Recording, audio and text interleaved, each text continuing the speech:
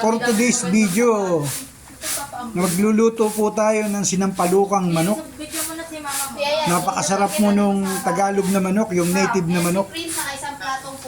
Ayan na po. Lalagyan po natin ng sampalok. Napaka-fresh po nito.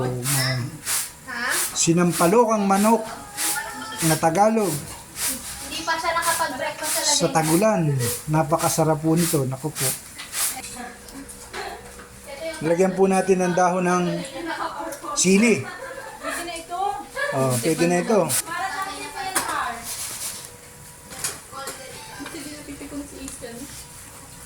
Ayan po oh. May atay. Sinampalukang manok is the name of the game. Angkop ang sabaw sa Tagulan. Ito kasamahan natin. Kaya magantay-antay lang kayo mga manok, mamaya kasunod na kayo. Gagata natin yan, lalagyan natin ng dilaw, luyan dilaw. Prince, magwalis ka muna.